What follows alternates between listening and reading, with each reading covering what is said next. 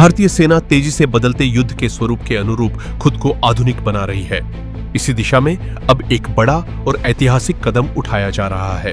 अगले महीने यानी जुलाई से सेना इंटीग्रेटेड बैटल ग्रुप (आईबीजी) को औपचारिक रूप से लागू करने की तैयारी में है।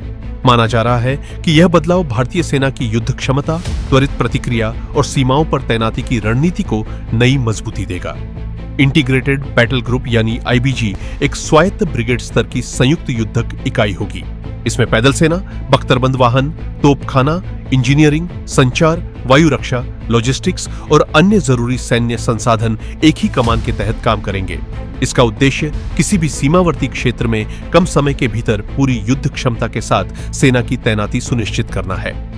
पारंपरिक सैन्य ढांचे की तुलना में आईबीजी अधिक तेज, लचीला और आधुनिक युद्ध की जरूरतों के अनुरूप तैयार किया गया है।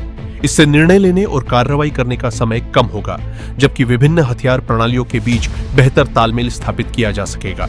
सेना की मौजूदा योजना के अनुसार पहला इंटीग्रेटेड बैटल ग्रुप पश्चिम बंगाल के पानागढ़ स्थित 17 माउंटेन स्ट्राइक कोर के तहत गठित किया जाएगा, जो पूर्वी सेक्टर में चीन सीमा की सुरक्षा की जिम्मेदारी संभालती है।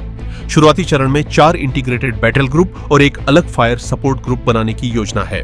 प्रत्येक आईबीजी में करीब 5000 से अधिक सैनिक होंगे और इसमें 12 से 13 सैन्य इकाइयों को एकीकृत किया जाएगा।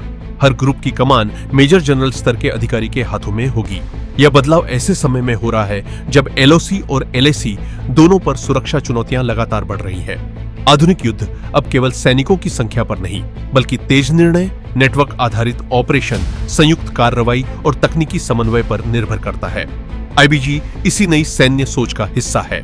दरअसल इंटीग्रेटेड बैटल ग्रुप की अवधारणा कई वर्षों से भारतीय सेना के आधुनिकीकरण कार्यक्रम का हिस्सा रही है। पूर्व सीडीएस जनरल बिपिन रावत ने इस मॉडल को आगे बढ़ाने में महत्वपूर्ण भूमिका निभाई थी।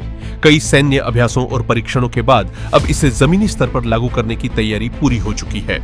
कुल मिलाकर आईबीजी भारतीय सेना को अधिक तेज, लचीली, समन्वित और भविष्य के युद्धों के लिए तैयार बनाने की दिशा में एक बड़ा कदम माना जा रहा है। रक्षा विशेषज्ञों का मानना है कि इससे सीमाओं पर सेना की प्रतिक्रिया क्षमता और ऑपरेशनल प्रभावशीलता दोनों में महत्वपूर्ण बढ़ोतरी होगी।